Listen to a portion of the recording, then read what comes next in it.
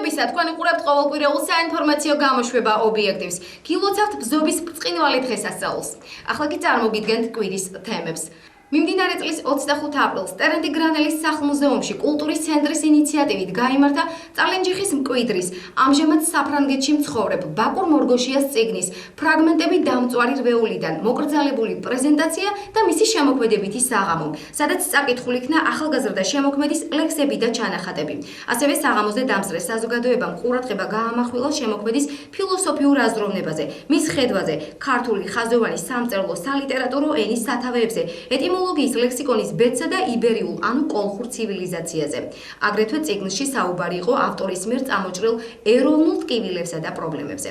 საღამოზე მიწვეულები იყვნენ ახალგაზრდა შემოქმედის მამა რეზო მორგოშია, მხცოვანი ბებია რაიონის დამსახურებული და ხვაწლმოსილი პედაგოგი ვარო ყალიჩავა, წალენჯიხის მუნიციპალიტეტის ხელმძღვანელი პირები, პედაგოგები და კულტურის სფეროს წარმომადგენლები. ბაკურ მორგოშიას შემოქმედების საღამოს მუსიკალური ჰანგებით ალამაზებდა კულტურის ცენტრთან არსებული ქალთა ანსამბლი მაფშალია. საღამოს დასასრულს ტერენდი გრანელის სახლ-მუზეუმის დირექტორმა ბროლისა ლუკავამ მერაბ კოსტავას სახლ-მუზეუმს საჩუქრად გადასცა ტერენდი გრანელის წიგნები. ასევე რეზო მორგოშიამ მერაბ კოსტავას სახლ-მუზეუმის ადმინისტრაციის სახელით ტერენდის მუზეუმს უსახსოვრა მერაბ კოსტავას წიგნების ნაკრები. ხოლო კულტურის ცენტრმა მხცოვან ქალბატონს ვარო ყალიჩავას საჩუქრად ყვავილები მიართვა.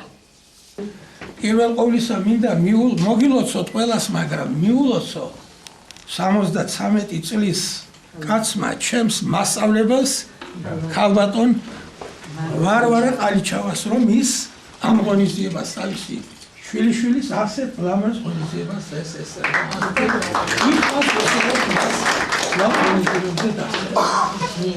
როგორც კი თქვენ გამომიგზავნეთ ეს წერილი პირადად, თქვენ გამომიგზავნეთ როგორც მახსოვს, მე რომ მოვდიოდი სახლიდან იმაზე ვფიქრობდი, რომ ეს წიგნი არა თუ ერთ საღამოზე, არა მხოლოდ ერთ დღეს ან ერთი კვირის მან განმავლობაში რომ მისხდეთ, შეიძლება განვიხილოთ და ამოვწუროთ, არამედ მას გარკვეული დრო სჭირდება. მე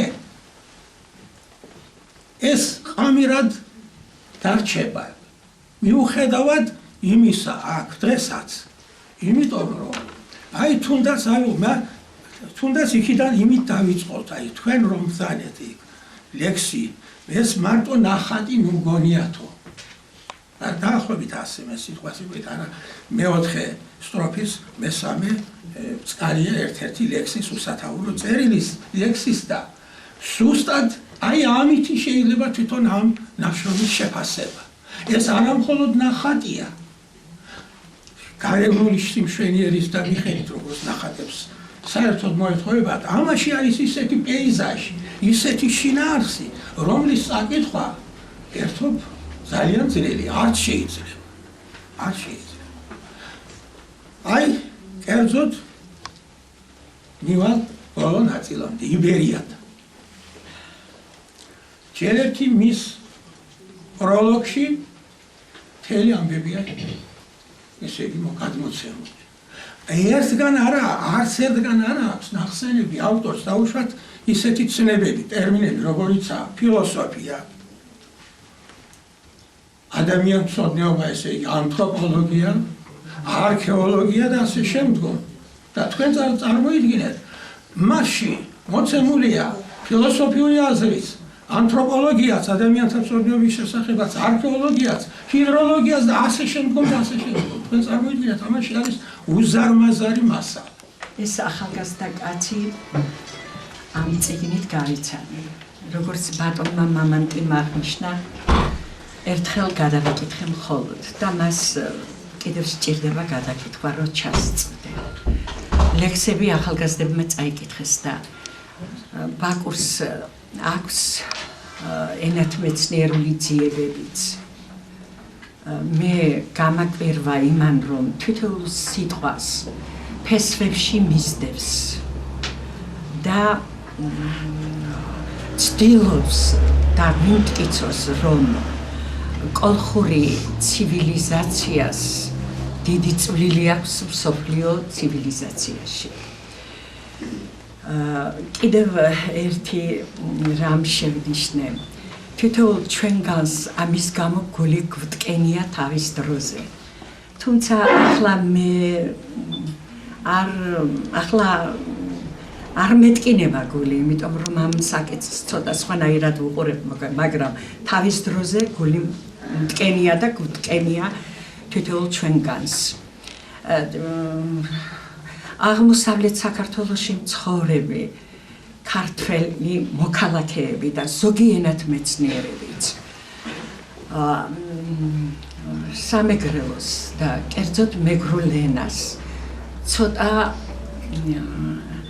ცინიკურად, ცოტა აგრესიულად უყურებენ ამრესით და ეს ფართოდ და ოფიციალურად არასოდეს არ გვითქვავს, არა ჩვენში შინაწრიში თქმულა ეს და დღევანდელი ეს სალონიც ჩვენი შინაწრია. სრულიად არ ნიშნავს ეს, რომ ჩვენ არა ვართ ქართველები. მე და ჩემი კოლეგები აქ ვართ და შემიძლია ვთქვა თავმდაბლად, რა თქმა უნდა. ქალბატონ ვარო ყალიჩავასთან ერთად, ქალბატონო ვარო. ჩვენ ყოველთვის ვასწავლიდით ჩვენს მოსწავლეებს, რომ ჩვენ ვართ ქართველები სამეგრელოდან. მე ამას ახლა არც გავახმაურებდი, მაგრამ თავად ამ ახალგაზრდა კაცმა მომცა ამის თქმის უფლება. თავად აქვს მას ეს საკითხი წამოწეული და აქვს წამოწეული ისეთი ტკივილით, რომ ჩემს ტკივილს მისი ტკივილი მალამოდ ეფინება. დიდ მადლობას მოვახსენებ დამსწრე საზოგადოებას ასეთი მაღალი შეფასებისათვის დაემსახურებინოს ბაკურ მორგოშიას ნამდვილი ადამიანობა.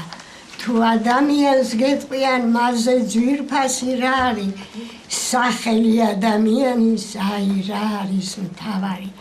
დიდი მადლობა. დღევანდელი დღით ბაკურის პასუხისმგებლობა განსაკუთრებით იზრდება როგორც შემოქმედის ბათუ იაკობ შანავების და ტერენტის გამო. მე ყველაფერს ამას ბაკურის გადავცემ, რომ იგრძნოს თუ ვისი სულები დაატრიალებდა აქ აი ამ შვერიერ და დიდებულ წუთებში და წამებში, რაც ჩვენმა ნიჭიერმა ხალხმა განგვაცდებინა ბაკურის შემოქმედებასთან მიმართებაში. ლიტერატურული სალონის სტუმარი იყო დღეს ჩვენი თანამემამულე ახალგაზრდა ნიჭიერი შემოქმედი ბაკურ მორგოშია, რომლის წიგნის პრეზენტაციაც გაიმართა და გაიმართა მის შემოქმედებისადმი მიძღვნილი საღამო, რომელიც შეიძლება ითქვას, რომ ძალიან საინტერესოდ ჩაიტარა, მაგრამ სამწუხარო იყო ის ფაქტი, რომ რიგი მიზეზების გამო ბატონი ბაკური დღესდღეობით საქართველოში არ იმყოფება, ის საფრანგეთშია და იმედს ვიტოვებთ, რომ ჩამოსვლისას ისევ გაუმართავს ტერენტი გრანელის სახლ-მუზეუმის ადმინისტრაცია მას ესეთ ლამაზ საღამოს, სადაც მოგვეცემა საშუალება, რომ პირადად გავეცნოთ ბატონ ბაკურის და მისთან ერთად ვისიამოვნოთ ამ მშვენიერი საღამოთი.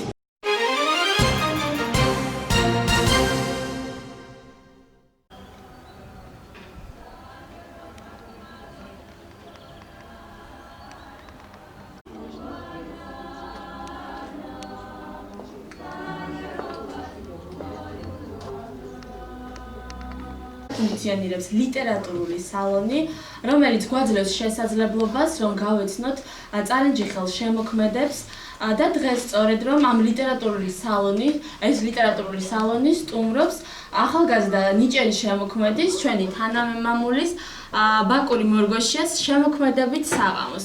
ჩვენ შევეცდებით, რომ ძალიან მოკლედ და მოკრძალებულად მოვახდინოთ მისი წარდგენა წარენჯიხელი საზოგადოების წინაშე. სადღაც ვიყავით, სახლიდან შორს. უცებ გამახსენდა, რომ საწერ მაგიდაზე დამჩა გადაშლილი რვეული. შემეშინდა, რომ ვიღაც წაიკითხავდა ამ როლს. თავქუთმოგლეჯილი გამოვარდი სახლისკენ ისე, რომ იქ მყოფებზე მართლაც გიჟის საბეჭდილება დავტოვე. მივარდი სახლში გიჟივით, ვეტაკე როლს და სასწრაფოდ დავწვი. ყველაზე ძალიან რისიც მეშინია ცხოვრებაში, არის ის, რომ ჩემი როლი არავინ წაიკითხოს.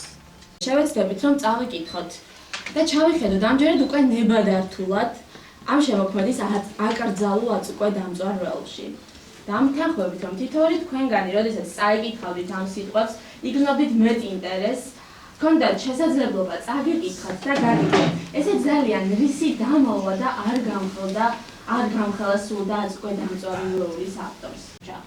ვფიქრობ, რომ ძალიან საინტერესო იქნებოდა ავტორის აქ ყოფნა, რათა თავად ეპასუხა რა იყო მისი ასეთი დამოკიდებულების მიზეზი და საბოლოოდ რამ შეაცვლევინა გადაწყვეტილება გადარჩენილი ფრაგმენტები დამწვარი ლოვლით.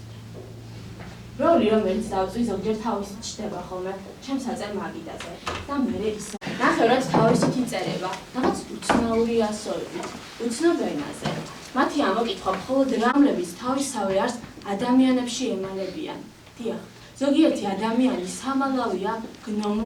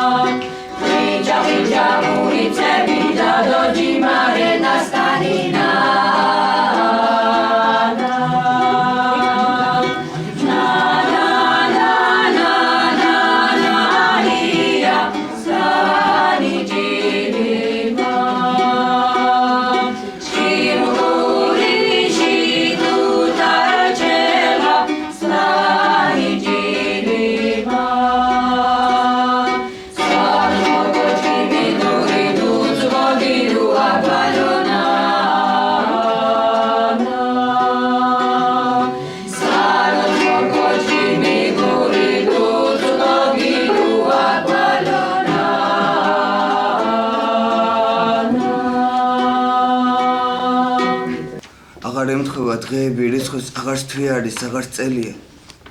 თვალისი ბნელობს კერძზე სრიალებს გველი, წვეს დაგესხლი გარემოება, ტიტყლად დაგებულს ქვათატკივილზე საფლავს გიკაროს ამავეება. გამხეულობის ნასუტყვებიდან, უსახელობა გეძახის გიხოვს, გაეპარები ღამით ქცევას და მისი ტვინა მაინც შეგიგზნობს. აღარ ემთხვევა დღეები, რიცხვის აღარც თვე არის, აღარც წელია, რაღაც იწერა აქ ამ ფურცელზე. დაახლოებით აღარ წერია. ჩემი დამწვარი როლის ბოლო დღეები ღვინთებოდნენ. სადღაც ვიყავი ამაობის უაზრო სადღაცობაში. მივუყვებოდი ქუჩას, რომელიც სასაფლაოდან იწყებოდა და ქალაქში გრძელდებოდა. უეცრად რაღაც შინაგანი სიმხურვალე ვიგრძენ. გარშემო ყველა სახლს ერთდროულად რამუხილავი ცეცხლი მოვიდო და გულმა მიგრძნო, რომ ჩემს სახლსაც ცეცხლი ეკიდა. გამოვარდი სახლისკენ. გავარღვია წყლისფერი ცეცხლი და ჩემს ოთახს მიგვაშურე. კარების ღრუბლზე ანგელოზი შემოხვდა და თვალცრემლიანი შემოვედრა, რომ ოთახში არ შევსულიყავი. მაინც შევედი. ჩემს აწერ მაგიდასთან იჯდა ეშმაკი და ჩემს როლს კითხულობდა. კითხულობდა და თითქოს ჩემს სულს ეუფლებოდა. ოთახში შესულს მყილს შემოვლო სასტიკი მზერა. მის მყრალ თვალებში იხრწნებოდნენ ჩემი სულიერი განცდები. იქვე დავეცი გონება მიხდილი. როცა გონს მოვეგე, უკვე თავად ვიჯექი საწერ მაგიდასთან და გადაშლილ როლში რაღაცას ვწერდი სისხლიანი კალთით. ერთხელ უფრო სწორედ ვინიცის მე რამდენჯერ ჩემ თავს მივეც პირობა რომ ლექსებს აღარ ასდოს დავწერდი და იქვე ერთი ლექსი შემომეწერა. შემომეწერა. წერა და საჩვენებელი თითების ძალდატანებით კალამი ამოძრავდა. თეთრზე შავყვალს ტოვებს და ივსება გვერდი. 1, 2, მესამე. ჯერ არ დაწერო, ეგ არ დაწერო, მარიგებს პოეტი. მაგრამ განაძალვიც მე ამის შესმენა. თითქოს უნებურად მოქრიან აზრები, მოქრიან მუზები და დგება წამი, მომენტი, რომელიც იშვიათად თუ ეწევა შემოქმედს. და მაშინ ეგ არ დაწერო, სწორედ კიდევ დაწერეს მქადაგებელია. როგორც გვირაბიდან გამოსული მატარებლის ვაგონები, ისე ჩნდებიან ასოები ფურცლები. აზრი ფრთებს ისხამს და აფრენას ცდილობს. ასეა, რასაც ვერ ვამბობთ ხმამაღლა. გულის სიღრმიდან ამოხეთქილ სიტყვებს ქაღალზე ვაძლევ თავისუფლებას. აი აქ არ მოქმედებს კოდექსი, არავით არის კანონი. ხოლო ჩემ ძალგით იმისი წერა, რისი დაწერაც ვერავინ შეძლო. გვეკითხებიან როგორც წელ ლექსებს, მოთხრობებს, ნარკვევებს, ესეებს, ჩუმად. ოდნავ სიმორცხვე შერეული სიამაყით ვაცხადებთ, შემოგვეწერა. ისე გამოდის თითქოს ჩვენ არ გვსურდეს სიტყვების თამაში. თითქოს ჩვენი ხელით არ იქმნებოდეს იდეისა და თემის ნაზავი. თითქოს უსასრულობის შტო და კენწეროს ამით არ წვდებოდეთ. დაუხილავ პეპლებს ხილულ ველებზე არ ვუძღვებოდეთ. მე ვცდებ პირობას, რომ არასდროს დავწერ ლექსებს, მოთხრობებს, ას დავხატავ. დაობად იყურებიან კალმები, ფანქრები, ფუნჯები, სიო არხებს მიტოვებულ ფურცლებს, დაუმთავრებელ თუ დამთავრებულ ნაწერებს. ცალურს მანძე კიდია ნახატები და საღებავებზე მზის სხივი აზავებს ფერებს ჩემს მაგივრად. მაგრამ უძღებიშვილი ბრუნდება და გაისმის ძახილი. კარგი, დაწერე ჯანდაბას ჩვენ თავს. ისე ვისმის ფურცლების შრიალი, კალმების წრიპინი. ისე მოთხუპნული მაქვს ხელები. გამარჯვებული ფუნჯები ლაღად ირხევიან და ცდილობენ კიდევ რაღაცის შექმნას. ჩნდება ნაწერები კედელზე, კოლოფზე, ხელზე. ასთა დინებას უკვე ვერაფერი უშლის ხელს. ისევ ხდებით იდუმალების მკვლელები. ისევ მოძრაობს წერა და საჩვენებელი თითები. ისევ ჩნდება შავი ნაწერი თეთრზე. და მაშინ მგონია რომ წერა, ხატო ადვილია. შემოგვეწერა, შემოგვეხატა. პირდაპირ კი არ ვამბობთ, გარს ვუვლით სათქმელს. იმას ვწერთ, რაც არავის დაუწერია და გვჯერა, რომ დაწერო ეგ დასრულდება უსასრულობის შტოთა კენწერო. ისე მოძრაობს კალამი და ისე ვივსება გვერდი. უცებ ჩერდები, თვალს ვავლებ ფურცლებს, მეგრება. ჩუმად მიცინი და ხმამაღლა ვამბობ, შემომეწერა. ჯერ არ დაწერო, ეგ არ დაწერო. იდუმალების ნუ გახდი მკვლელი, კალმიან ხელზე მწვდება ფურცლიდან ამოშორილი ვიღაცის ხელი. ხოლო შენ ძალგით იმისი წერა, ისი დაწერაც ვერავინ შეძლო და რომ დაწერო იქ დასრულდება უსასრულობის შტოთა კენწერო. ჩამოიხდება მიღონეთისაკენ, ზედ დანაკიდი, ქვეყნიერება და ეფემერის სულქმნათა ჭუპრი ქოტრის კაცებით. ჩემ ვერ გამიცნე, შემიცო, რადგან ამ სიტყვას მე არ ვეწევი და მაგორებს როდის დაიწყო. ბავის ფერია მართლა. ისევ განიშნებს იდუმალი ხილულ საგანთაც, რო ფერთა მიღმა. ამოსაცნობს სულიერ ფერებს. ისევ გამგოსნებს ძვირფასო მეგობრებო, მივესალმებით დღევანდელი ჩვენი თვალშეყრის მიზეზს, დღევანდელი დღის გმირს ბაკურს. ბაკურ, მე მხვდა პატივის შენ შემოქმედებას გავცნობოდი. 1 წლის უკან მე წავიკითხე შენი მინიატურული წიგნი. სიმართლე გითხრა, იმდენად უჩვეულო იყო ჩემთვის, რამოდენიმეჯერ გადავიკითხე და მივხვდი, რომ სულ სხვა ფენომენთან მქონდა საქმე. გამიჭირდა ახმა, მაგრამ დავიგემოვნე და შევეჩვიე. გავიდა ხანი და შენი მეორე წიგნი უკვე მეტად სერიოზული ვიზუალით ჩამივარდა. სიმართლე გითხრა, ასე უცებ არ ველოდი და ძალიან გამიხარდა და მაინტერესა. ერთი სულის მოთქმით წავიკითხე და დავასკვენი, რომ შენ სულ სხვა სამყაროს ეკუთვნი. როგორი ფართეა შენი თვალსაწყიერი, ყველა ნიუანსს წვდება შენი გონება. ყველაფერზე გაქვს შენი განსხვავებული აზრი და სერიოზულ განაცხადს აკეთებ. მე არ ვიცი შენი ბავშვობა, საერთოდ არ მყავხარ ნანახი. ძალიან მაინტერესებს შენთან საუბარი. ასე მგონია, შენი წმინდა სული ბევრ ტკივილს ითმენს.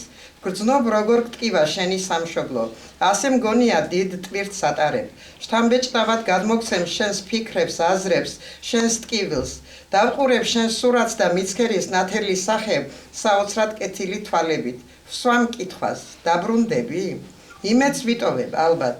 ნება მიბოძეთ, დღევანდელი ჩემი გამოსვლა მისი ურთულესი და მშვენიერი ლექსით დავამთავრო. უკუსისკნელე. მოღვივს არს თმოღმა სიშექმნადობა, უკმო მიღმეთებ მილანდებული, რომ უკუიწვის უკუსახებად ცეცხლსავ თვისსავე ჩრდილს შენთებული. მოსამყაროობს მოუსიმყოფე, არ არს მოარსე დრაობად სვლადი, მოახსაბამობს მოუსიქმნელე, არასკნელი თმო წარქმნილ ქცევადი. შეღმა უაღმო შესაქმნელეთის, არს უარსებო გარემოება, წარმოშთენილა უკუსისკნელით, უახსაწყისო აღუკმოებად, წარსაბამ ცვლილა წარმყოფიერი, წიაღუსკნელო წარმოსკნელეთთა, ვცეუკუ მსუფევ წარსაწიერის, შთა ვურცობო აღშთავცელეთად. თქმნილა არსახ თვის უკუ არსში, არს და არა არს ურთიერთ შექმნა, რაც უკუ ვინდრამ სიმისეში უკუმხელილა თქმა არად გწევად. გმადლობ. აქ დამწერთ საზოგადოებას, როგორც ჩვენთვის არის ცნობილი, გააჩნდათ ეს წიგნი, ბაკურ მორგოშიას ფრაგმენტები დამწვარი როვლიდან და გქონდა ყველა შესაძლებლობა გავცნობოდით მის შემოქმედებას, მის ლექსებს, მის საინტერესო შეიძლება საინტერესო ესეებს. მე თუ ვინმეს აქვს სურვილი, დარწმუნებული ვარ ჩაერთვებით და მინდა რომ ცოტათი გაგვილამაზოთ ეს საღამო თქვენი შეხედულებებით, რა თქმა უნდა, ბაკურ მორგოშიას შემოქმედებასთან დაკავშირებით.